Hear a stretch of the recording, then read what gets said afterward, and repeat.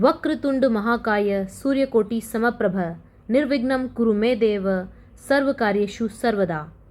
आप सभी जानते हैं कि कोई भी कार्य गणेश जी की वंदना के साथ शुरू होता है और हमारा संयोग ऐसा हुआ कि गणेशोत्सव का जो पर्व है वो बहुत ही धूमधाम से मनाया जा रहा है।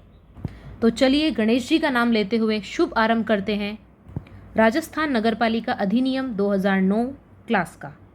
इससे पिछली वाली वीडियो में हम ऑलरेडी ईओ, आरओ और एएन से संबंधित जो वैकेंसी थी उसको बहुत ही डिटेल में हमने देखा, इनके क्या कार्य होते हैं, कैसा वर्क कल्चर वहाँ रहता है, इन सभी बातों के बारे में जानकारी हम प्राप्त कर चुके थे। तो आज इस पूरे के पूरे अधिनियम को हम एक ही नज़र में देखने वाले हैं। आज की सिर्फ एक क्लास में आपको ये पता चल जाएगा कि राजस्थान नगरपालिका अधिनियम 2009 होता क्या है, इसकी पढ़ाई कैसे करनी है। हम लोग बिना पीडीएफ की रीडिंग करें शॉर्ट नोट्स के माध्यम से आज ये नगरपालिका अधिनियमों को देखने वाले हैं, तो आप काफ़ी सरल भाषा में इसे समझ सकते हैं। तो इस वीडियो की मदद से आपके 5 से 7 क्वेश्चन बिल्कुल पक्के हैं। राजस्थान नगरपालिका अधिनियम 2009 ये किसके सिलेबस में है? ईओ और आरओ के सिलेबस में है। एएन के सिलेबस में ये अधिनियम नहीं है। इस प्रकार ईओ और आरओ के एग्जाम में 40 क्वेश्चन देखने को मिलेंगे। So let's start.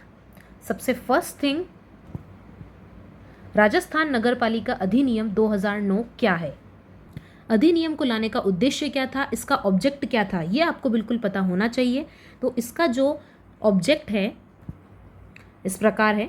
राजस्थान राज्य में नगरपालिकाओं के कार्यों को संचालित करने के लिए क्या है, ये रूल्स, नियमों, प्रावधानों, शक्तियों आदि का इसमें वर्णन दिया गया है। साथ ही जो नियम हैं, जो उपविधियां हैं, इन सबको करेक्ट भी कैसे किया जा सकता है, संशोधन कैसे किया जा सकता है, वो भी इस अधिनियम में सम्मिलित है। इस प्रकार इसमें अलग अलग अध्याय के माध्यम से और उनको भी फिर कैटेगराइज किया हुआ है धाराओं में, आर्टिकल्स में कैटेगराइज करके आपको ये बताया गया है कि इस अधिनियम 2009 में क्या क्या चीज़ें सम्मिलित है। To conduct the functions of the municipalities in the state of Rajasthan, the rules, provisions, powers, etc. have been described in the chapters through different sections. Here the meaning of rules is niyam, provision means प्रावधान, powers शक्तियाँ, okay, sections है that means धाराएं हैं। इसके अलावा एक word और जोड़ सकते हैं आप, amendment means होता है संशोधन। नाउ द नेक्स्ट इज, इसका ओवरव्यू देख लीजिए आप लोग कि इसमें अध्याय की संख्या कितनी है। तो टोटल अध्याय की संख्या है यहाँ पर 17। नेक्स्ट है यहाँ पर धाराओं की संख्या कितनी है, 344। उसके बाद आता है अनुसूची की संख्या, यानी कि जो शेड्यूल्स यहाँ पे दिए हुए हैं, टोटल 6 प्रकार के शेड्यूल यहाँ पर दिए हुए हैं, जिसमें कि अलग अलग प्रकार के नोटिस किस प्रकार जारी किए जाते हैं, इस प्रकार अनुसूचियाँ दी हुई है 6। नेक्स्ट आता है आपके पास राज्यपाल महोदय की जो अनुमति है इस अधिनियम को कब मिली थी, वो मिली थी 11 सितंबर 2009 को, दैट इज़ इम्पोर्टेंट। उसके अलावा जो हम यहाँ पे संख्या देख रहे हैं ये आपको हेल्प करेगी किसी क्वेश्चन को सॉल्व करने में, लेकिन इसको डायरेक्ट कभी नहीं पूछा जाएगा। नेक्स्ट देखिए आपको क्या पूछा जा सकता है, भारतीय संविधान में नगरपालिका की स्थिति क्या है। तो देखिए इसमें जो 74वां संविधान संशोधन हुआ था वो नगरपालिका से संबंधित था, ठीक है। उसके बाद में ये भारतीय संविधान के भाग 9 का हिस्सा है। नेक्स्ट आता है अनुच्छेद कहाँ से कहाँ तक है, तो आप लोग ध्यान रखिएगा, ये वेरी इंपॉर्टेंट है। 243 से लेकर के 243 जी तक है और आप इसे हिंदी में त से य 6 तक याद कर सकते हैं। अगली बात ध्यान में ये रखिएगा कि अनुसूची कौन सी है, तो 12वीं अनुसूची में इसका वर्णन किया गया है। और 12वीं सूची में कुल कितने विषय हैं, तो इस पर कुल 18 विषय इंक्लूडेड हैं। So this is the overview of Rajasthan नगरपालिका अधिनियम 2009। Now let's move. हम बात कर रहे हैं आगे। सबसे पहला अध्याय चैप्टर फर्स्ट है प्रारंभिक। चैप्टर फर्स्ट प्रीलिमिनरी में आर्टिकल्स, जो धारा की संख्या है वो क्या है, 1 और 2, सिर्फ 2 धाराएं यहाँ पर दी हुई है। वो स्टूडेंट्स जिन्होंने पहले कोई रूल्स पढ़े हों, जैसे कोई एक्ट देखे हों, तो उनको पता होगा किसी भी अधिनियम में जो फर्स्ट अध्याय होता है वो हमेशा प्रारंभिक ही होता है और ये एक इंट्रोडक्टरी पार्ट होता है। तो इन शॉर्ट आप देख लीजिए अध्याय 1 में आप लोग क्या पढ़ेंगे। अध्याय 1 में इंट्रोडक्टरी पार्ट होगा और कई प्रकार की डेफिनेशंस होगी जो कि आप आगे चल करके नेक्स्ट अध्याय में पढ़ेंगे। फॉर एग्जाम्पल हम एक एग्जाम्पल के माध्यम से समझते हैं, जैसे कि आपने अध्यक्ष नाम सुना होगा, ठीक है।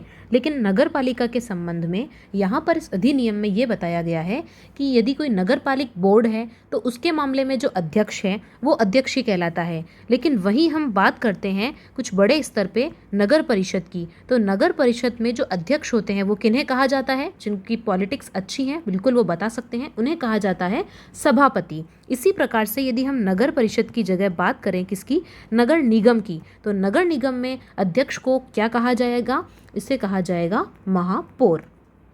इसी प्रकार से जैसे कि खतरनाक रोग हैं, कोई व्ययन है, कोई निदेशक है, तो इन सभी की, जैसे कि जिला मजिस्ट्रेट है, कार्यपालक समिति है, इन सभी की यहाँ पर परिभाषाएं दी गई हैं, इनसे क्या तात्पर्य है यहाँ पर बताया गया है। तो ये है आपके चैप्टर 1 का सारांश। नेक्स्ट क्लास में हम इन सभी अध्याय के डिटेल नोट्स भी स्टडी करने वाले हैं। अब हम चलते हैं अगले अध्याय 2 पर। तो देखिए अध्याय 2 का नाम है नगर पालिकाओं का गठन और शासन। नगर पालिकाओं का गठन और शासन, that means constitution and government of municipalities. यहाँ पर आर्टिकल्स कहाँ से कहाँ तक हैं, तो ध्यान रखिएगा आर्टिकल्स हैं 3 से लेकर के 50 तक। एक चीज़ और कि यहाँ पर हम जितनी भी आर्टिकल्स पढ़ रहे हैं इनको इन शॉर्ट हम लास्ट में बीच में कहीं पे देखने वाले हैं, जिसमें मैं आपको हर अध्याय में कितने आर्टिकल्स हैं उनकी संख्या भी कैलकुलेट करके हम आपको बताने वाले हैं, तो उसे देखना ना भूलिएगा, बने रहिएगा अंत तक। यहाँ पर अध्याय 2 में आर्टिकल जो धाराएं हैं वो कहाँ से कहाँ तक है, 3 से लेके 50 तक है, काफ़ी ज़्यादा यहाँ पर आर्टिकल्स हैं। उसके बाद में इसमें क्या बताया गया है अध्याय 2 में, तो इन शॉर्ट मैंने यहाँ पे आपके लिए नोट बनाए हैं। गठन और शासन में क्या बताया गया है यहाँ पर कि जो नगर पालिका है उसकी स्थापना, दैट मीन्स जनसंख्या के अनुसार वो नगर पालिका होगी, नगर निगम होगी, नगर परिषद होगी, इस तरीके से उसका नाम निर्धारित किया जाएगा, उनकी एक मुहर होती है। तो ये सब जो स्थापना का पार्ट है वो हम पढ़ने वाले हैं अध्याय नंबर 2 में। नेक्स्ट है इसकी संरचना कैसी होगी। तो यहाँ पर संरचना, स्ट्रक्चर को आप कैसे समझ सकते हैं, स्ट्रक्चर मीन्स आप ऐसे समझिए कि जैसे कोई कंपनी होती है उसमें एक टॉप मैनेजमेंट बैठा होता है, देन क्या होता है एक मिडिल मैनेजमेंट होता है और लोअर मैनेजमेंट होता है, ठीक है। लाइक जैसे यहाँ पे कोई प्रेसिडेंट हो गया, अध्यक्ष हो गया, CEO साहब हो गए, यहाँ पे बीच में जो मिडिल क्लास के जो कर्मचारी हैं, एम्प्लॉयज़ हैं वो हो सकते हैं। यहाँ पर क्या हो सकते हैं, कोई मजदूर या फिर लोअर कैटेगरी वाले कर्मचारी हो सकते हैं। और आप कैसे मान सकते हैं, सपोज ये कौन हो गए, आपके सुपरवाइज़र हो गए, ठीक है, सुपरवाइज़र। और यहाँ पे सेकंड में आप ये मान सकते हैं कि जो मैनेजर कैटेगरी के है ना, मैनेजर हो चुके हैं। और नेक्स्ट में टॉप आपके प्रेसिडेंट हो गए, अध्यक्ष हो गए, CEO, जो भी आप कहना चाहें। तो इस तरीके से ये जो पूरी संरचना है, स्ट्रक्चर, यहाँ पे स्ट्रक्चर के बारे में बताया जाएगा, नगर पालिकाओं के स्ट्रक्चर के बारे में। नेक्स्ट आता है कार्यकाल, यानी कि कितने साल तक वो चलेगी। इलेक्शन से आप लोग परिचित होंगे कि हर 5 साल में जो चुनाव होते हैं वो सारी चीज़ें यहाँ पे कार्यकाल में दिया हुआ है। साथ ही कभी इसका विघटन हो जाता है तो उसके बाद चुनाव कैसे होते हैं, ये सारी चीज़ें। सम्मिलित क्षेत्र की कोई नगर पालिका है तो उसका कितना क्षेत्र उस नगर पालिका के अंडर में है, ठीक है। इसी तरीके से वार्ड, इसको किस में विभाजित कर दिया जाता है, वार्डों में विभाजित कर दिया जाता है। निर्वाचन, इलेक्शन से संबंधित आप समझ ही गए होंगे। नेक्स्ट है यहाँ पर भ्रष्टाचार लिखा है और ये संबंधित है निर्वाचन से ही, कि निर्वाचन करते समय कोई भ्रष्ट आचरण तो नहीं हो रहा है, ठीक है। और निर्वाचन में और क्या हो सकता है, कौन कौन से अधिकारी इसके लिए उत्तरदायी होते हैं, कौन इसमें पार्टिसिपेट कर सकते हैं, कौन सदस्यता ले सकते हैं। इस प्रकार से हम इसको कई पॉइंट्स में, कई धाराओं में पढ़ने वाले हैं। उसके बाद आता है यहाँ पे सिविल न्यायालय। जो भी निर्वाचन यहाँ पर होते हैं उसमें सिविल न्यायालय की क्या अधिकारिता होती है, क्या अधिकार उनको प्राप्त होते हैं, ये सारी हम डिटेल में इसमें पढ़ेंगे। उसके बाद आता है अध्यक्ष होते हैं, इनके उपाध्यक्ष होते हैं। इसके अलावा नगर पालिका के क्या क्या कर्तव्य होते हैं और उनके पास क्या क्या पावर्स होती हैं, किस संबंध में, इलेक्शन से संबंधित है। तो आपको इन शॉर्ट अध्याय 2 में क्या पढ़ना है, नगर पालिकाओं का गठन और शासन में। अगर आपको ये चीज़ें याद रहती है तो आप इजीली, अगर एग्ज़ाम में आपके पास क्वेश्चन आता है कि अध्याय 2 का नाम क्या है, या ये जो संबंधित टॉपिक है ये कौन से अध्याय से संबंधित है या फिर कौन सी धारा से संबंधित है, तो आप यहाँ पर बिल्कुल आइडिया लगा पाएंगे। यदि आपको पता है कि अध्याय 2 में धारा 3 से लेकर के 50 तक है तो आप ऑप्शन को एलिमिनेट करके, या फिर यदि आपको डायरेक्टली याद है तो आप डायरेक्ट भी आंसर कर सकते हैं। क्योंकि आज हम जितने भी एक्ट हैं, जितने भी यहाँ पे अध्याय हैं, उनका ओवरव्यू ले रहे हैं। बाकी हम क्या करेंगे, जैसे कि यहाँ पर 48 धाराएं हैं, तो इन सबको अलग अलग हम डिटेल में पढ़ने वाले हैं, लेकिन ये जो डिटेलिंग है वो इन्हीं के ऊपर इर्द गिर्द घूम रही है। तो यदि आपको ये टॉपिक याद रह जाते हैं तो आप इजीली ये जो 48 धाराएं हैं वो आसानी से आप लोग याद कर सकते हैं। तो चलिए, ये जो हिंदी का पार्ट हमने देखा, इसी को हम एक बार इंग्लिश में भी चेक कर सकते हैं। देखिए, इस प्रकार से आप इसे देखें। यहाँ पर सबसे पहले दिया हुआ है नगर पालिका की स्थापना, दैट मीन्स एस्टेब्लिशमेंट। उसके बाद में आता है संरचना, स्ट्रक्चर, कार्यकाल, टेन्योर ऑफ म्युनिसिपैलिटी, सम्मिलित क्षेत्र, एरिया कवर्ड, निर्वाचन में क्या आ जाएगा आपके, इलेक्शन, भ्रष्टाचार, करप्शन, सिविल न्यायालय, civil court, president, vice president, duties and powers of municipality. Exam की दृष्टि से सबसे मेन जो यहाँ पर टॉपिक बनता है वो होता है निर्वाचन। ये बहुत ही वेरी इंपॉर्टेंट है, यहाँ से क्वेश्चन पक्का आपके एग्जाम में आएगा। चलिए बढ़ते हैं नेक्स्ट अध्याय की तरफ, जो कि है कार्य संचालन और वार्ड समिति। कार्य संचालन और वार्ड समिति, that means conduct of business and ward committee. और इसके अंदर जो आर्टिकल्स हैं, धाराएं हैं, वो कहाँ से कहाँ तक है, 51 से लेकर के 66 तक है। तो मेनली यहाँ पर क्या बताया गया है, अबाउट बैठक के बारे में बताया गया है, नगर पालिका सदस्य के बारे में बताया गया है, वार्ड समिति, खर्च और व्यय।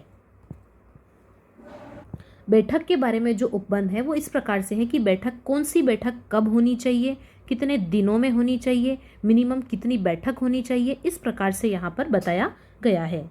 नेक्स्ट है यहाँ पर नगर पालिका सदस्य, यानी कि कोई भी सदस्य बनता है तो उनके पास में क्या राइट्स होते हैं, क्या अधिकार हैं उनके, ओके, क्या स्पेशल राइट्स हैं, या फिर किसी सदस्य को हटाना है, अध्यक्ष को हटाना है तो कैसे प्रस्ताव पारित किए जाते हैं, इन सभी चीज़ों के बारे में यहाँ पर बताया गया है। नेक्स्ट है यहाँ पर वार्ड, तो यहाँ पे एक वार्ड समिति का भी गठन किया जाता है। तो इसका भी एक क्राइटेरिया होता है कि कितनी जनसंख्या पर कैसे यहाँ पे समिति का गठन किया जाना है। समिति का स्ट्रक्चर के बारे में आपको यहाँ पर अच्छे से बताया जाएगा कि कौन कौन होते हैं, जैसे कि अध्यक्ष होते हैं, उपाध्यक्ष होते हैं, या फिर किनको क्या रिजर्वेशन है, महिलाओं के लिए सीटें आरक्षित है या नहीं है, लाइक दैट, ओके। फिर हम आते हैं खर्च और व्यय पर। इसमें यह बताया गया है कि नगर पालिका के जो भी खर्चे होते हैं उसको कौन उत्तरदायी होता है उसके लिए, या फिर कौन जो है, कौन सी निधि है जो इसके लिए क्या होती है, दायी होती हैं। और कुछ चीज़ें इस प्रकार से जान लीजिए कि इसके जो अध्यक्ष होते हैं, उपाध्यक्ष होते हैं, वो इस निधि में जो पैसे होते हैं या फिर जो भी खर्च और व्यय हैं, इनमें से किसी भी चीज़ को यूज़ में लेते हुए वहाँ पर अपने अधिकारों का दुरुपयोग बिल्कुल नहीं कर सकता है। तो यहाँ पर आप देख पा रहे हैं अध्याय 3 में conduct of business and ward committee में दिया हुआ है about meetings, about municipality members, ward committee, expenditure and expenses. अब हम बढ़ते हैं अध्याय नंबर 4 की तरफ, जो कि है नगर पालिका संपत्ति।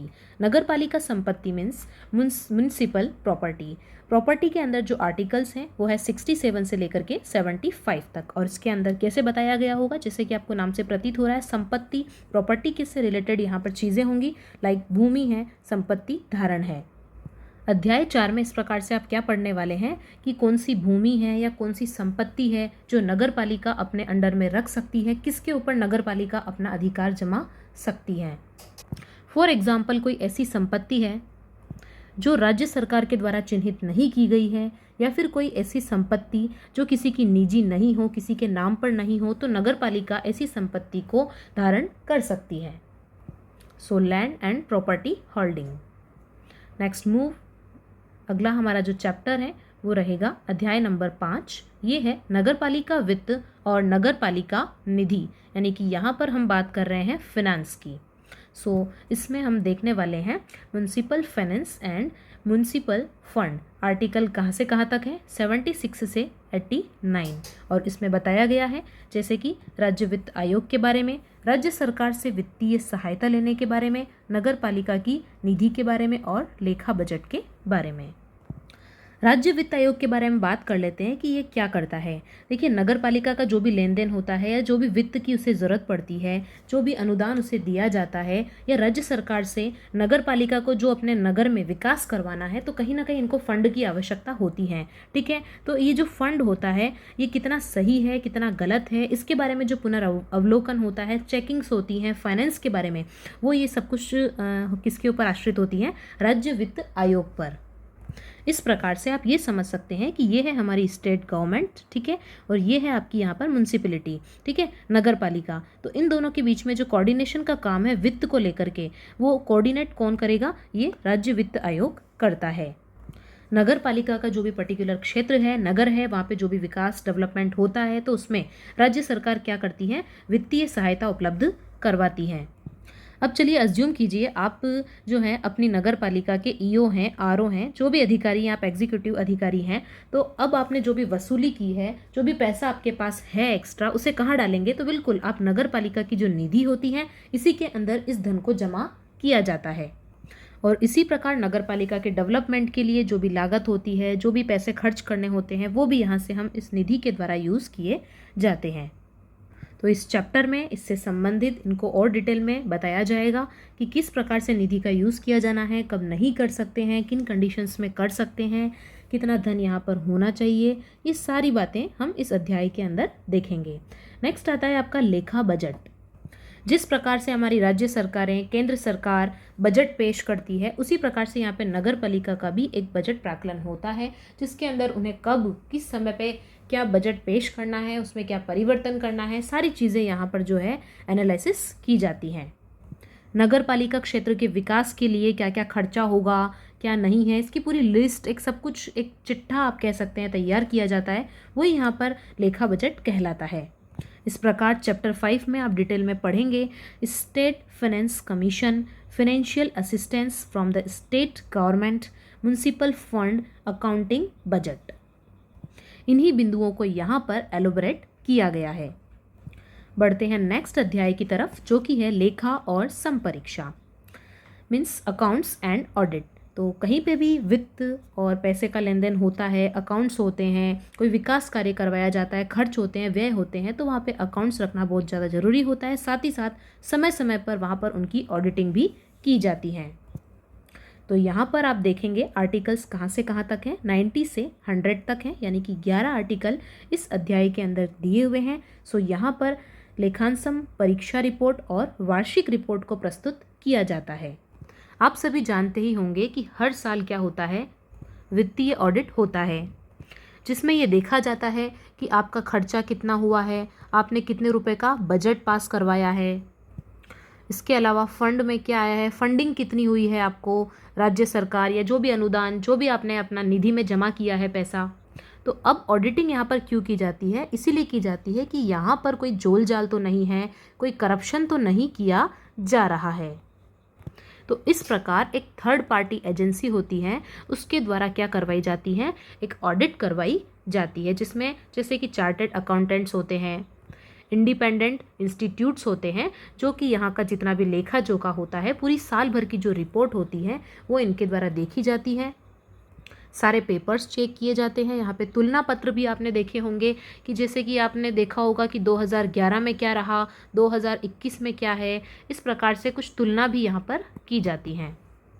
ओके, सो अध्याय 6 बहुत ही ईजी सा है। यहाँ पे अकाउंट्स होते हैं और ऑडिट होते हैं, तो डायरेक्टली आपको यही याद रखना है। यहाँ पर ऑडिट रिपोर्ट्स होती हैं और एनुअल रिपोर्ट्स बनाई जाती हैं। बढ़ते हैं नेक्स्ट अध्याय की तरफ, जो कि है अध्याय नंबर 7, नगर पालिक राजस्व। चैप्टर 7 म्युनिसिपल रेवेन्यू, यानी कि रेवेन्यू किस प्रकार से होता है, राजस्व को किस प्रकार से कलेक्ट किया जाता है, उससे संबंधित क्या क्या रूल्स और रेगुलेशंस होते हैं, क्या प्रोविजंस होते हैं, ये सब कुछ बताया गया है आर्टिकल धारा 101 से लेकर के 140 तक। दैट मीन्स यहाँ पर टोटल 40 धाराएं हैं अध्याय नंबर 7 में। और इसके अंदर क्या बताया गया है? राजस्व कर, फीस, जुर्माना, छूट, वारंट और कुर्की। तो राजस्व कर आप लोग समझते होंगे, कोई संपत्ति है, कोई ज़मीन है, उस पर क्या टैक्स लिया जा रहा है, या फिर कोई फ़ीस है आपके पर मंथ या ईयरली, आपके क्या जो फ़ीस देनी है, आपको जो भी चार्जेस देने हैं वो नगर पालिका के द्वारा, इनके अधिकारियों द्वारा लिया जाता है। यदि कोई इलीगल वर्क हुआ है, कोई गलत काम हो रहा है जो कि रूल्स के अकॉर्डिंग नहीं होना चाहिए था, तो उसके ऊपर ये पेनल्टी भी यहाँ पर लगाते हैं। देन आता है छूट, यानी कि कहीं कहीं पर किसी पर्टिकुलर कैटेगरी के लिए या फिर किसी स्पेशल वर्क के लिए छूट भी प्रदान की जाती है। उसके बाद आता है वारंट। तो आप लोगों को पता है वारंट कब इशू किया जाता है। सपोज़ कुछ इलीगल वर्क हुआ है या फिर कोई भी रूल्स के अगेंस्ट वर्क हुआ है, तो ऐसे में आपको कुछ जुर्माना देने के लिए बोला गया, लेकिन आपने नहीं दिया, तो वो क्या करेंगे, आपके खिलाफ वारंट इशू कर देंगे। कोई फीस आपको देनी है, आपने नहीं दी, तो आपके खिलाफ क्या जारी कर दिया जाएगा, एक वारंट जारी कर दिया जाएगा। तो ये जो वारंट है, नोटिस है, इसके लिए क्या टाइमिंग रहता है, कितने समय के भीतर आपको जवाब देना है, ये सारी चीज़ें हम अध्याय नंबर 7 में पढ़ेंगे। देन आता है कुर्की। देखिए कुर्की क्या होता है। सपोज एक व्यक्ति है, इसने किसी को ऋण उधार दिया। क्या किया, इसने किसी को ऋण उधार दिया, तो ये कौन है, ऋणदाता है, और इसने जिस व्यक्ति को ऋण दिया वो ये व्यक्ति है, तो इसे हम क्या बोलेंगे, ये है ऋणग्राही। ठीक है, अब ये जो ऋणग्राही है ये अपना पेमेंट चुका नहीं पा रहा है। ओके, तो ऐसे में ये जो ऋणदाता है वो किसकी शरण लेगा, न्यायालय की शरण लेगा। न्यायालय के पास जाएगा, कोर्ट में जाएगा और बोलेगा कि मुझे मेरा पेमेंट जैसे भी है दिलवाइए। ठीक है, या फिर इसकी कोई संपत्ति है वो मुझे दिलवा दीजिए। ठीक है, ताकि उसको मैं अपने पास में रख सकूँ, उसका यूज़ ले करके अपने पैसे ले सकूँ, या फिर मैं इस संपत्ति को क्या कर सकूँ, बेच सकूँ या इसका विक्रय कर सकूँ। और ये संपत्ति किसकी होगी, इस ऋणग्राही की होगी जो पैसे चुका नहीं पा रहा है। तो इसी पूरे जो प्रक्रिया होती है उसे क्या कहा जाता है, कुर्की कहा जाता है।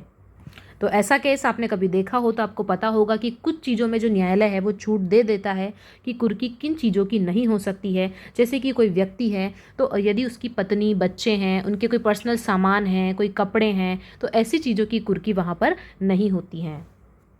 इसी प्रकार से कई सारी चीज़ें हैं जो आप लोग अध्याय 7 में पढ़ने वाले हैं। तो इस प्रकार आप लोग ध्यान में रखें कि अध्याय 7 में आप क्या पढ़ेंगे। इंग्लिश मीडियम स्टूडेंट यहाँ पर राजस्व को किससे समझ सकते हैं वो रेवेन्यू से। कर के लिए वर्ड यूज़ में ले सकते हैं टैक्स। उसके बाद में आता है फीस, जो कि इंग्लिश वर्ड ही है। नेक्स्ट आता है जुर्माना, कितना फ़ाइन आपके ऊपर लग सकता है। छूट है कि कहीं कहाँ पर आपको डिस्काउंट मिलेगा। उसके बाद में आता है वारंट एंड अटैचमेंट। कुर्की क्या होता है, अटैचमेंट, जिसे मैंने आपको अच्छी तरीके से समझा दिया है। तो याद रखें कुर्की क्या चीज़ होती है, क्योंकि एग्ज़ाम में जब क्वेश्चन आएगा तो एटलीस्ट आपको शब्दों का अर्थ पता होना चाहिए, तभी आप जो है क्वेश्चन का आंसर कर पाएंगे।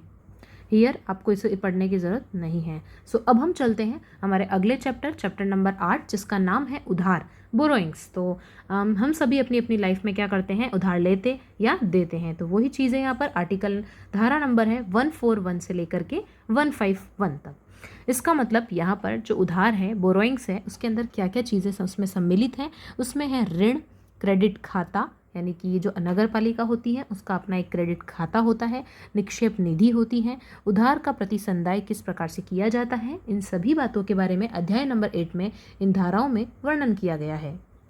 नगर पालिका क्षेत्र में विकास के लिए ऋण की आवश्यकता तो पड़ेगी ही। तो यहाँ पर ऋण किससे लिया जाता है, राज्य सरकार से लिया जाएगा या फिर किसी अन्य संस्था से लिया जाएगा। तो उसके ऊपर उनको क्या ब्याज देना है ना, और कितने समय के लिए लेना है, कितनी सीमा उनके लिए निर्धारित होती है, ये सभी चीज़ें यहाँ पर ऋण में हम लोग पढ़ेंगे। नेक्स्ट आता है अपना क्रेडिट खाता।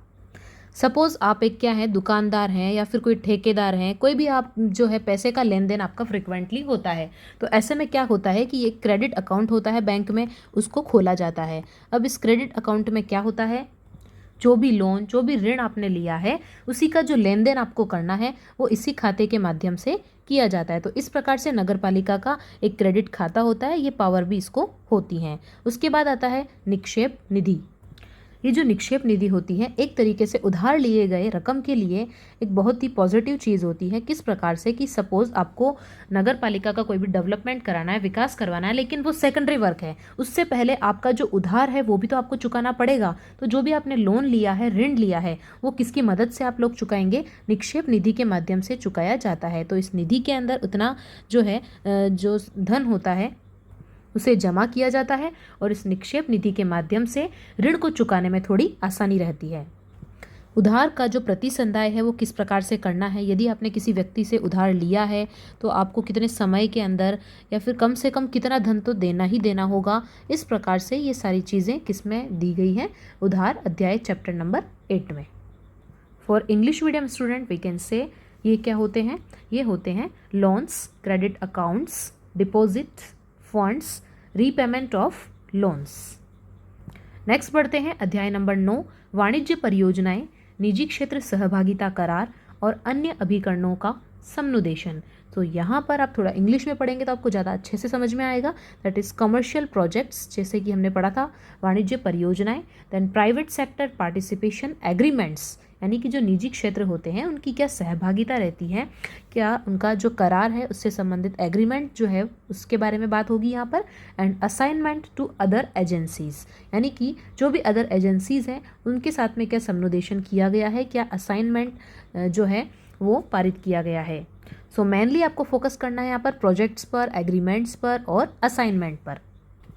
बात करते हैं धाराएं कितनी है यहाँ पर, तो 152 से 155 मात्र 4 धाराएं इस अध्याय में हैं। अध्याय नंबर 9 में 4 धाराएं हैं और ये किससे संबंधित हैं, इसी प्रकार जो हमने अभी पढ़ा है वही है यहाँ पर, जो परियोजनाएं, समझौता और कार्यभार।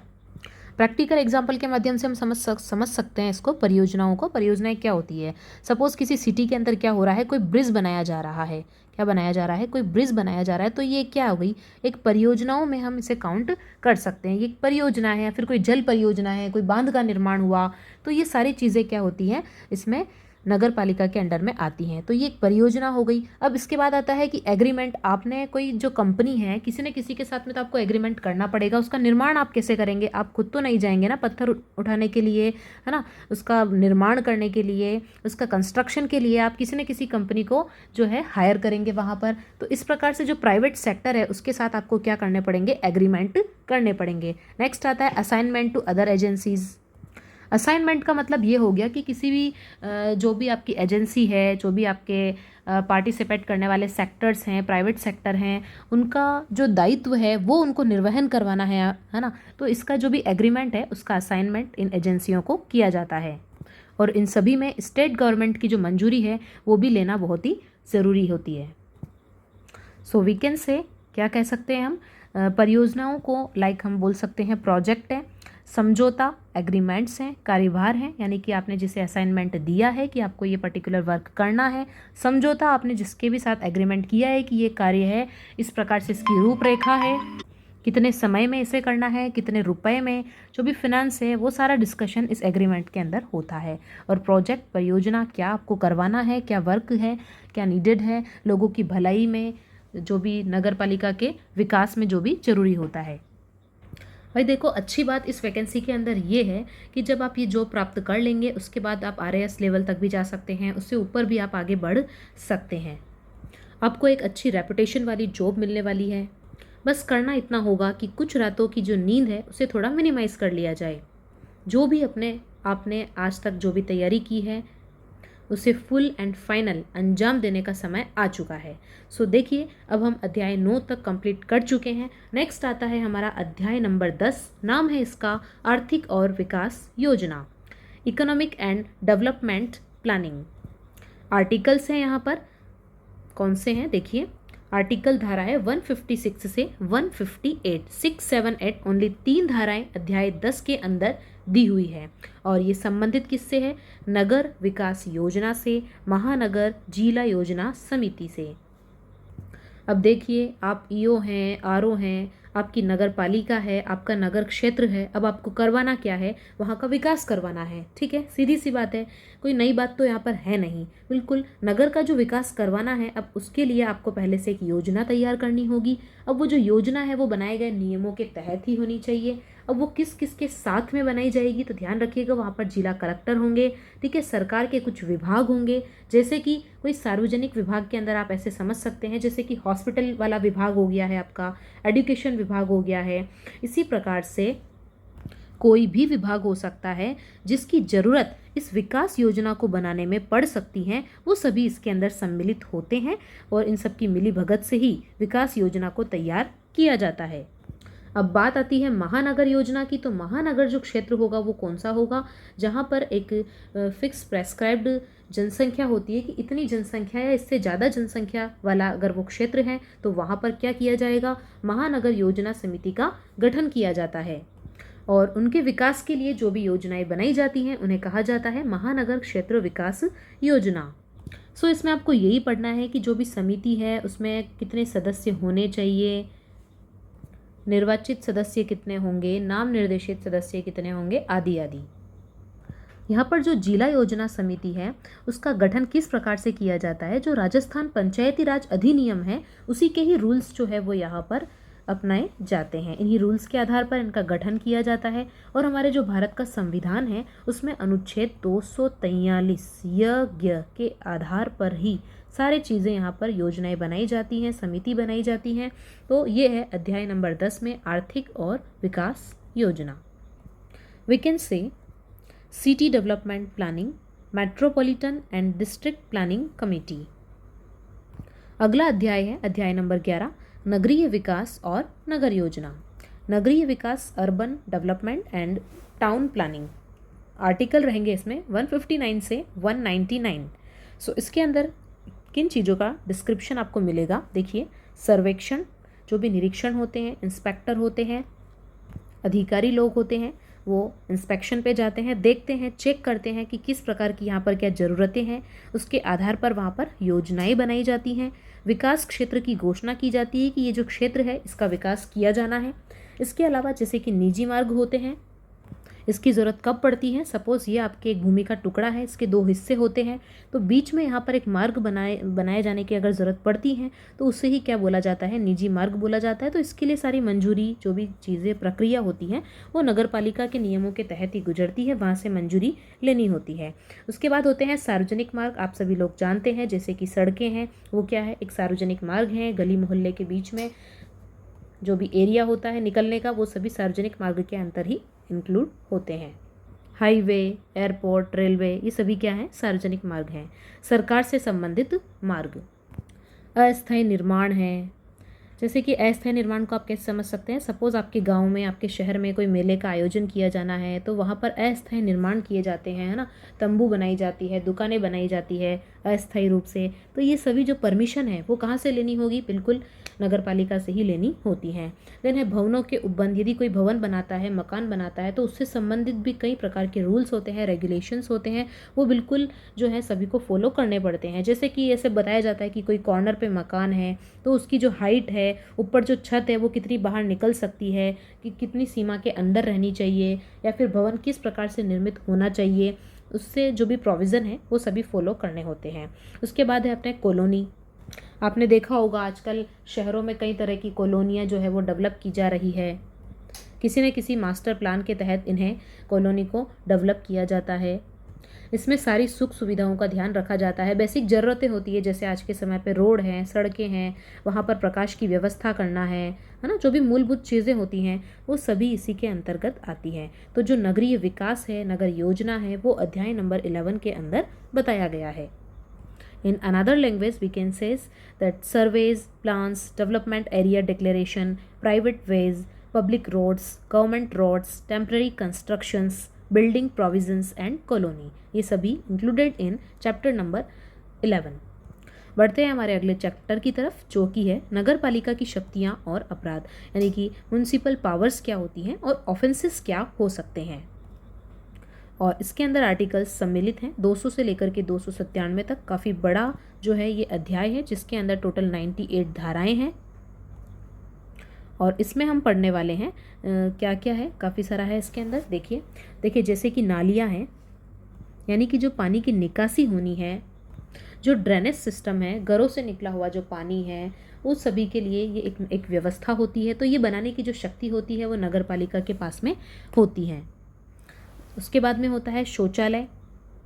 शौचालयों में होने वाले जो वेस्टेज होते हैं उसका प्रॉपर तरीके से डिस्पोजल किस प्रकार से किया जाए, ये सभी जिम्मेवारियां किसके ऊपर होती हैं, नगर पालिका के ऊपर होती है। इसके अलावा पब्लिक के लिए शौचालय बनाए जाते हैं और आजकल तो हर घर शौचालय के लिए भी जो सरकार है वो गरीब लोगों को शौचालय बनवाने के लिए पैसा भी दे रही है। उसके बाद आते हैं जल पाइप, यानी कि अगर पाइप को जल को एक स्थान से दूसरे स्थान पर पहुंचाना है तो उसके लिए जल पाइप के लिए पाइपलाइन बिछाई जाती है। कोई ठोस है, उन कोई अपशिष्ट है, कोई वेस्टेज है ना, सॉलिड वेस्टेज है, तो उनका कैसे क्या उनको डिस्पोज करना है, ये जिम्मेवारियां किसके ऊपर होती हैं, नगर पालिका जो मैनेजमेंट होता है वो ये सभी कार्य करते हैं। इसके अलावा वर्षा जल संग्रहण, मार्गों का नामकरण, सपोज पर्टिकुलर गली को क्या कहते हैं, उस कॉलोनी को क्या कहते हैं, उस मार्ग को क्या बोलते हैं, आपने सुना होगा नेहरू नगर, गांधी मार्ग, इस प्रकार से मार्गों का नामकरण कर दिया जाता है। मकान नंबर, मकानों को एक पर्टिकुलर नंबर अलॉट किया जाता है।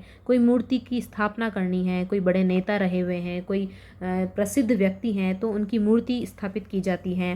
वृक्ष कैसे क्या लगाने हैं, कहीं पर अनावश्यक वृक्ष और झाड़ियाँ उगाई हैं तो उनको हटाना है। सपोज आपने देखा होगा ये जो रोड होता है, ठीक है, इस रोड पर क्या होते हैं, आसपास में इधर बहुत सारे पेड़ पौधे हैं और उन पेड़ पौधों की वजह से आवागमन बाधित हो रहा है, तो उन पेड़ पौधों को हटाना, झाड़ियों को हटाना, ठीक है, लोगों का ध्यान रखना, पटरी हैं आदि, इन सारी चीज़ों के बारे में यहाँ पे बताया गया है। नगर पालिका की शक्तियाँ, ठीक है। उसके बाद में दे रखा है जैसे कि खुदाई है, आप कोई पर्टिकुलर जगह पर, जैसे कि सपोज आपने माइनिंग का काम शुरू कर दिया तो आप डायरेक्ट अपनी मर्जी से ऐसी खुदाई का कार्य नहीं कर सकते जहाँ से कोई आप स्पेशल पत्थर निकाल रहे हैं, है ना, कोई मेटल्स आप वहाँ से निकाल रहे हैं, ऐसा दोहन आप मिट्टी खोद रहे हैं वो भी आप नहीं कर सकते हैं। तो ये सारी परमिशन, सारे लाइसेंसेस जो हैं वो आपको नगर पालिका के द्वारा दिए जाएंगे, ठीक है। उसके बाद में होता है पशु पक्षी अभिग्रहण। यदि आपने कोई पर्टिकुलर जो पशु पक्षी के लिए कोई फार्म हाउस बनाया है, सपोज़ कोई ऐसा जगह आपने लिया है जहाँ पे आप बहुत सारे पशु पक्षी को रख रहे हैं,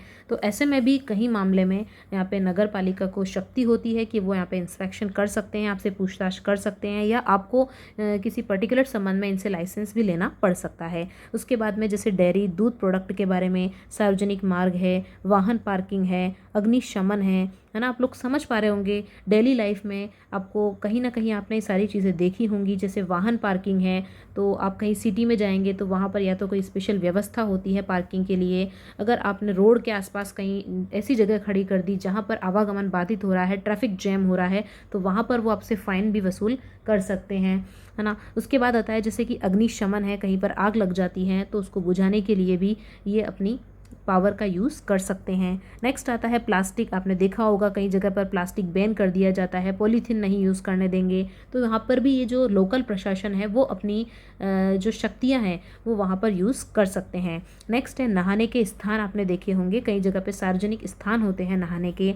उसके बाद आता है कुएँ, खेती, इनसे संबंधित बातें। जैसे आपने अमिताभ बच्चन की सूर्यवंशम मूवी तो बिल्कुल देखी ही होगी, जिसमें अमिताभ बच्चन जो होते हैं कौन से वाले सीनियर जो अमिताभ बच्चन होते हैं, ठीक है, उनके जो डैडी होते हैं वो बताते हैं कि हमारे गाँव के हालात ऐसे हैं, खेती के हालात ऐसे हैं, वहाँ पर सूखा पड़ा है तो इतने इतने पानी की जो व्यवस्था है वो आपको करवानी पड़ेगी। जिला कलेक्टर के पास अपील लेकर के वो जाते हैं। तो ये सारी शक्तियाँ इनके पास में होती है, नगर पालिका के पास में, ठीक है। फॉर एग्जाम्पल मैं आपको समझाने के लिए बता रही हूँ ताकि आपको ये याद रहे। ये शक्तियाँ कुछ इस प्रकार की होती हैं। उसके बाद है जैसे कोई बाधाएँ आ रही हैं तो उनका प्रतिषेध किया जा सकता है। सपोज़ आपका मकान है, उस मकान के पास में क्या है, कोई खाली जगह है, आप वहाँ पर कूड़ा करकट फेंक रहे हैं या फिर कोई ऐसा अपशिष्ट फेंक रहे हैं जिससे कुछ रोग होने की संभावना है जो कि आसपास के लोगों के लिए हानिकारक है, तो ऐसे में वो वहाँ पर प्रतिबंध लगा सकते हैं, आपको मना कर सकते हैं और आप यहाँ तक कि आपके ऊपर जुर्माना भी लगा सकते हैं। तो ऐसी कई प्रकार के प्रतिषेध जो है नगर पालिका व्यक्तियों के ऊपर, वहाँ के निवासियों के ऊपर लगा सकती हैं। उसके बाद में आती है वधशालाएँ। जैसे कि बहुत सारे पशु पक्षी होते हैं, उनके क्या होते हैं, उन्हें काटा जाता है, उनके कई अंगों को काम में लिया जाता है, जैसे कि चमड़ा बनता है, आप लोग जानते हैं। तो ये सारी जो वधशालाएँ होती हैं ये कहाँ पर कैसे स्थापित करनी है, इनके ऊपर क्या प्रोविज़न अप्लाई होते हैं, ये सब नगर पालिका के अंडर में आते हैं। कोई रोग फैल रहा है तो उससे संबंधित क्या इंतजामात करने हैं, लोगों को क्या रियायत प्रदान करनी है, ये सारी चीज़ें इसमें आती हैं। कब्रिस्तान है, ये भी नगर पालिका की शक्तियाँ के अंडर में ही आता है। उसके अलावा एक होता है यहाँ पर नगर पालिका संघ। अब ये जो नगर पालिका संघ यहाँ पर दिया हुआ है, ये कहीं पर हो सकता है, कहीं पर नहीं हो सकता है। डिपेंड करता है वहाँ के जो सदस्य हैं वो क्या चाहते हैं, वो कितना अपना वोट देते हैं। तो यदि उनका वोटिंग ये रहता है कि संघ बनाया जाए तो वहाँ पर संघ बन जाता है, और नहीं तो नहीं बनता है। और उनके कुछ कार्य निश्चित होते हैं जिससे नगर पालिका अपने विकास कार्य थोड़े ईजी तरीके से कर पाती है। Now you can read in English also that drains है, ड्रेनेज सिस्टम है, टॉयलेट्स हैं, वाटर पाइप्स हैं, सॉलिड वेस्ट है, रेन वाटर है, harvesting, street naming, house numbers हो गए हैं, आइडल इंस्टॉलेशन है, ट्रीज़ हैं, ट्रैक्स हैं, ठीक है, एक्सकेवेशन है, एनिमल बर्ड कैप्चर है, dairy, public roads, vehicle parking, fire extinguishing, plastic, bathing location, wells, farming, prohibition of nuisance, उसके अलावा slaughters, diseases, cemeteries, municipal associations, ये सभी किस में पढ़ेंगे आप लोग अध्याय नंबर 12 में, और भी डिटेल से पढ़ेंगे। लेकिन आपको मोटा मोटी ये तो पता चल ही गया होगा कि अध्याय 12 में क्या क्या बातें बताई गई हैं, जिसमें नगर पालिका की शक्तियाँ और अपराध के बारे में बताया गया है। अगला देखिए अध्याय नंबर 13, जिसका नाम है अभियोजन, वाद आदि, दैट मीन्स प्रोसिक्यूशन और शूट्स। और इसके अंदर जो आर्टिकल्स हैं वो है 298 से 308 तक। और क्या बताया गया है अध्याय नंबर 13 में, ये बताया गया है कि जो भी निर्देश हैं यदि आप उनका उल्लंघन करते हैं तो उसके ऊपर क्या दंड दिया जाता है, क्या वाद वहाँ पर हो सकते हैं। इस अधिनियम 2009 के अंतर्गत जितने भी नियम प्रोविजंस हैं, यदि उसको कोई फॉलो नहीं करता है, उनका उल्लंघन करता है, तो ऐसे में जो नगर पालिका के अधिकारी हैं, शीर्ष अधिकारी हैं, वो क्या कर सकते हैं, उस व्यक्ति को, उस संस्था को, जो भी इससे संबंधित हैं, उसे दंड दे सकते हैं, उसे पनिश कर सकते हैं। फॉर एग्जाम्पल, नगर पालिका की कोई संपत्ति है और उसे कोई व्यक्ति क्या कर रहा है, नुकसान पहुंचा रहा है, तोड़ फोड़ मचा रहा है, ठीक है, तो ऐसे में क्या करेगा नगर पालिका के जो अधिकारी हैं वो उसके ऊपर दंड लगाएंगे, या तो उससे वो जुर्माना, उससे शुल्क वसूलेंगे, या फिर उस अपराध के लिए वारंट जारी करवाया जाएगा, और विधि पूर्वक जो भी प्रक्रिया होती है वो वहाँ पर कारित की जाती है। और वाद क्या है, वही चीज़ है कि आपने कुछ ऐसा कार्य किया है जिसकी वजह से किसी को नोटिस दिया गया है, ठीक है, नोटिस दिया गया है। नोटिस क्यों दिया गया है, वाद क्यों उत्पन्न हुआ है, क्योंकि जो नियम है उनका पालन नहीं हुआ है, आपने किसी प्रॉपर्टी को नुकसान पहुंचाया है या कोई अपराध किया है। तो ऐसे में यहाँ पर जो है अध्याय नंबर 13 अभियोजन वाद की धाराएं 298 से 308 काम में आती हैं। So here punishment for contravention of directions and shoot. Now the chapter is control, नियंत्रण। धाराएं हैं 309 से 327 तक। नियंत्रण अध्याय के अंदर जैसे कि आपका फर्स्ट टॉपिक आता है नियुक्ति, तो किसकी नियुक्ति की जाएगी, तो वहाँ पर कोई ना कोई बड़े लेवल पे क्या होने वाला है, डायरेक्टर होगा, कोई डेप्यूटी डायरेक्टर होगा, ठीक है, इसी प्रकार असिस्टेंट डायरेक्टर हो सकते हैं। तो इन सब की जो नियुक्तियाँ हैं उसकी शक्ति किसके पास होती है, राज्य सरकार के पास होती है। राज्य सरकार क्या करती है, इन डायरेक्टर को अपॉइंट करती है। जैसे अभी आपकी ये जो नियुक्तियाँ हैं, ईओ है, आरओ है, किसके द्वारा निकाली गई है, बिल्कुल राज्य सरकार के द्वारा ही निकाली गई है। कोई भी नगर पालिका क्षेत्र के अंदर कोई भी क्या हो सकते हैं, कोई कार्यालय हो सकते हैं, कोई कार्यस्थल हो सकता है, कोई व्यक्तिगत संपत्ति होती है, कुछ भी हो सकता है, ठीक है। तो वहाँ पर ये लोग क्या कर सकते हैं, निरीक्षण कर सकते हैं, इंस्पेक्शन कर सकते हैं, पर्यवेक्षण भी कर सकते हैं। ऐसा कब होता है, जब इनके पास कोई कंप्लेन आती है या फिर इन्हें लगता है कि वहाँ पर जाना जरूरी है, ऐसे जब आवश्यक प्रतीत होता है तो ऐसे में इंस्पेक्शन किए जाते हैं। देखिए नेक्स्ट है यहाँ पर आदेश। सपोज नगर पालिका के किसी अधिकारी द्वारा कोई आदेश पारित किया गया है लेकिन वो आम जनता के लिए हानिकारक है, वो सही नहीं है, तो ऐसे में क्या होगा, जो राज्य सरकार है ऐसे आदेश को क्या करवा सकती हैं, कैंसिल भी करवा सकती हैं। नेक्स्ट अपने यहाँ पर टॉपिक है राज्य सरकार की भूमिका। उससे पहले दिया हुआ है आपातकालीन शक्तियाँ। तो आपातकालीन को आप लोग अच्छे से समझते हैं, जैसे कि हमने कोरोना कंडीशन देखी है, जैसे कि कहीं पर बाढ़ आ जाती है, कहीं पर ज़्यादा पानी आ जाता है, या फिर कहीं पर सूखा हो जाता है, पानी बिल्कुल नहीं है। तो इन सभी क्षेत्रों में नगर पालिका के द्वारा एक व्यवस्था, एक मैनेजमेंट तैयार होता है। वहाँ पर अगर कोई भूखे हैं तो उनके लिए खाना पहुँचाना, कोई पानी में बह रहा है तो उसे निकलवाना, उसका उपचार करवाना, उसे हॉस्पिटलाइज करवाना, कोरोना काल में आपने देखा होगा कि टीकाकरण की जो व्यवस्था थी वो करवाना इत्यादि जो कार्य हैं वो यहाँ पर आपातकालीन शक्तियों के रूप में किसके द्वारा होते हैं, नगर पालिका के द्वारा किए जाते हैं। राज्य सरकार की भूमिका में जो भी नगर पालिका की रिक्वायरमेंट है उसमें सरकार हेल्प करती है, या फिर कई मामलों में सरकार की तरफ से जांच भी की जाती है कि कोई कार्य है वो सही तरीके से किया जा रहा है कि नहीं किया जा रहा है, या फिर कोई एक्स्ट्रा खर्चे हो रहे हैं तो उसे रोकने की जो शक्ति है वो भी राज्य सरकार के पास में होती है। इस प्रकार आप कई धाराओं के माध्यम से कई तरह की चीज़ें राज्य सरकार की भूमिका में पढ़ने वाले हैं। उसके बाद आता है नगर पालिका का किसी कानूनी बोर्ड के साथ में यदि विवाद हो जाता है, किसी स्थानीय अधिकारी के साथ में विवाद होता है नगर पालिका का, तो सेम डिस्ट्रिक्ट की कोई और नगर पालिका है वो वहाँ पर समझौता करवा सकती हैं, वो निर्णय ले सकते हैं, या फिर वहाँ पर जो जिला कलेक्टर होते हैं वो भी वहाँ पर ये जो विवाद है उसके बारे में देख सकते हैं कि विवाद क्यों हुआ है, कैसे इसका निपटारा किया जा सकता है। और अब आप देखेंगे इसको इंग्लिश में, जिसे बोला जाता है नियुक्ति को बोला जाता है अपॉइंटमेंट, निरीक्षण, इंस्पेक्शन, आदेश, ऑर्डर, आपातकालीन शक्तियाँ दैट इज इमरजेंसी पावर्स, राज्य सरकार की भूमिका, रोल ऑफ स्टेट गवर्नमेंट, नगर पालिका का किसी कानूनी बोर्ड के साथ विवाद, disputes of municipality with any statutory board. अब हम बढ़ते हैं नेक्स्ट चैप्टर की तरफ। अध्याय 15 है कर्मचारी वृंद, और उसके बाद 2 चैप्टर रह जाएंगे। उसके बाद ये हमारा 2009 अधिनियम फुल्ली फिनिश हो जाएगा। तो इस प्रकार से आपको कहीं ना कहीं अब ये लग रहा होगा कि हाँ, इन चीज़ों को हम आसानी से पढ़ सकते हैं, आसानी से इनका उत्तर दे सकते हैं।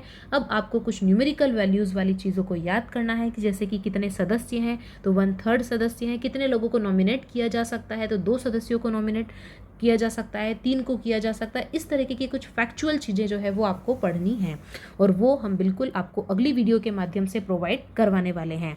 सो यहाँ पर अध्याय नंबर जो 15 है वो बताया गया है स्टाफ सर्कल के बारे में। आर्टिकल है यहाँ पर 328 से 336, और क्या चीज़ें इसमें डिटेल में आपको पढ़नी है। इसमें आपको सेवा यानी कि सर्विसेज, जो सेवा दी जाती हैं एम्प्लॉयज़ के द्वारा, वर्गीकरण है, यहाँ पर क्लासिफिकेशन है, पदों पर भर्ती है, जैसे कि अभी आपकी भर्तियाँ हो रही हैं, कर्मचारियों की संख्या यानी कि कितने एम्प्लॉयज़ रखे जाने चाहिए, इन सभी का निर्धारण अध्याय नंबर 15 के रूल्स के माध्यम से किया जाता है। अब यहाँ पर वर्गीकरण की बात आई है, तो नगर पालिका का वर्गीकरण कौन करेगा? ऑब्वियसली यहाँ पर राज्य सरकार जो है वही समय समय पर ये चीज़ें करवाती हैं। तो जो भी नगर पालिकाएँ हैं उनका वर्गीकरण कैसे किया जाना है, तो आप ये समझ सकते हैं कि उनकी आय के आधार पर करवाया जाता है, या फिर कुछ और चीज़ें होती हैं जैसे कि वहाँ की पर्टिकुलर जनसंख्या कितनी है उसके आधार पर भी नगर पालिका का वर्गीकरण करवाया जाता है। उसके बाद में है पदों पर भर्तियाँ। अब देखिए नगर पालिका में जो भी एम्प्लॉयज़ होंगे, जो भी कर्मचारी काम करेंगे, वहाँ पर जो भर्ती होनी है उनसे संबंधित जितने भी नियम हैं वो यहाँ पर बताए गए हैं। जैसे कि कोई जो भर्ती है वो कैसे होनी है, जैसे कि कोई सीधी भर्ती होनी है, या फिर कोई ऑलरेडी लोअर पोस्ट पर है उसको आप क्या कर देंगे, प्रोमोट कर देंगे। इस प्रकार से भी आप भर्ती कर सकते हैं। या फिर आप एक प्लेस में अगर आपको लग रहा है कि यहाँ पर जो है 3 कर्मचारी हैं और यहाँ पे 2 कर्मचारियों से काम चल जाएगा, तो आप एक को दूसरी नगर पालिका में ट्रांसफ़र कर देंगे। इस प्रकार से आप पदों पर भर्तियां अलग अलग तरीके से यहाँ पर की जाती हैं। ठीक है, और इसमें ये भी बताया गया है कि राज्य सरकार जो है किन अधिकारियों को नियुक्त करेगी, कौन कौन से अधिकारी होते हैं, जैसे कि मुख्य कार्यपालक अधिकारी होते हैं। इसी प्रकार और भी बहुत सारी सर्विसेज यहाँ पर होगी। तो ये जो है यहाँ पर सलाह भी ली जा सकती हैं। सलाह किससे ली जाती है? यहाँ पर जो राज्य लोक सेवा आयोग होते हैं उनसे सलाह ली जाती हैं। तो अभी जैसे कि आपकी जो परीक्षाएं संचालित होगी वो किसके द्वारा संचालित कराई जाएंगी? तो बिल्कुल ये जो राज्य लोक सेवा आयोग हैं उनके द्वारा ही ये संचालित की जाती हैं। इसके अलावा कुछ एडवाइस देनी हो तो ये दे सकते हैं कि भाई सीधी भर्ती होनी चाहिए कि क्या होना चाहिए, है ना, सदस्यों को कैसे लेना चाहिए सेवा में। कोई नगर निगम है तो उसमें कौन सा आयुक्त है, कौन सा कोई सचिव है, उनको लिया जाना है। ये सारी बातें किस में आती हैं? पदों पर भर्तियों से संबंधित। नेक्स्ट आता है कि पर्टिकुलर कोई नगर पालिका क्षेत्र है, उस कार्यालय के अंदर कितने कर्मचारी होने चाहिए। ये सभी निर्धारित जो है वो कौन कर सकती है? नगर पालिका कर सकती है कि कर्मचारी जो हैं वो कितने होने चाहिए, उनकी संख्या कितनी होनी चाहिए। लेकिन ध्यान रहे इसमें डायरेक्टली इनडायरेक्टली जो हमारी स्टेट गवर्नमेंट होती हैं उनका पूरा इसमें जो है जुड़ाव रहता है। So service classification, recruitment to post, number of employees, ये सारी चीज़ें किस में आती हैं? अध्याय नंबर 15 में कर्मचारी वृंद। Now chapter number 16 rules, regulations and bylaws, नियम, विनियम और उपविधियाँ। आर्टिकल्स इसमें होंगे 337 से 341 तक और सम्मिलित जैसा कि आप लोग देख ही चुके हैं, नियम होंगे, राज्य सरकार विनियम होंगे, नगर पालिका उपविधियाँ होंगी, ये सभी के सभी इसमें सम्मिलित होते हैं। नियम के अंतर्गत यदि हम बात करें तो ध्यान रखिएगा, जो राज्य सरकार होती है, जो स्टेट गवर्नमेंट होती है, उनके पास पावर होती है। स्टेट गवर्नमेंट क्या कर सकती है, नियम कायदे कानून बना सकती है, उनके ऊपर क्या ऑर्डर देना है, क्या आदेश देना है, उसे भी पारित कर सकती हैं। सपोज़ हम बात करते हैं आरक्षण की, तो एससी के लिए, एसटी के लिए, ओबीसी के लिए जो मेंबर्स हैं, ठीक है, जो महिलाएं हैं, उनको कितना कितना आरक्षण देना है, उनको कितने स्थान आवंटित करने हैं, ये जो नियम है वो कौन बना सकती है, स्टेट गवर्नमेंट बना सकती है। इसी प्रकार से अन्य कई सारे नियम स्टेट गवर्नमेंट के द्वारा बनाए जाते हैं। अब देखिए, हमने देखा जिस प्रकार से स्टेट गवर्नमेंट नियम बना सकती है, उसी प्रकार से किसी नियम को मॉडिफाई भी कर सकती है या उसको ख़त्म भी कर सकती है, उस पर रोक भी लगा सकती है। यदि कोई किसी व्यक्ति के लिए वो हानिकारक है, किसी के लिए सही नहीं है, किसी के अधिकारों का हनन हो रहा है, ठीक है, तो वहाँ पर जो राज्य सरकार है यदि चाहे तो उस नियम को क्या कर सकती है, परिवर्तित कर सकती है या फिर उसे वहाँ से हटवा सकती है। फॉर एग्जाम्पल कैसे चेंज किया जाएगा, कोई रिक्शा वाला है, वो जो रिक्शा वाला है वो कितनी सवारी को एट ए टाइम मैक्सिमम बैठा करके ले जा सकता है, तो इससे संबंधित जो नियम होते हैं, जैसे कि आपने देखा होगा कि जो बस की छत है उसके ऊपर व्यक्तियों को नहीं बैठने दिया जाता है, तो ये भी एक तरीके का क्या है, विनियम है। कुछ नियम को बदले गए हैं, मॉडिफाई किए गए हैं, चेंज किए गए हैं, तो ये सभी राज्य सरकार जो है इनके लिए उत्तरदायी रहती हैं। अब नेक्स्ट आता है अपना नगर पालिका उपविधियाँ।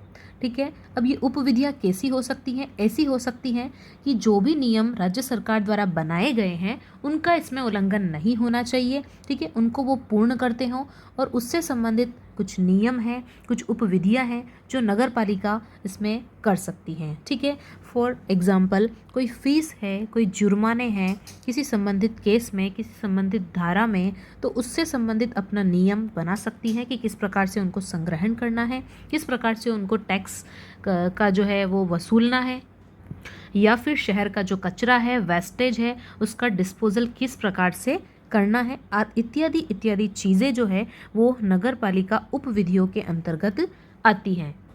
हालांकि इन्हें हम ये कह सकते हैं कि ये नगर पालिका द्वारा बनाए गए नियम हैं, कुछ छोटे छोटे नियम हैं।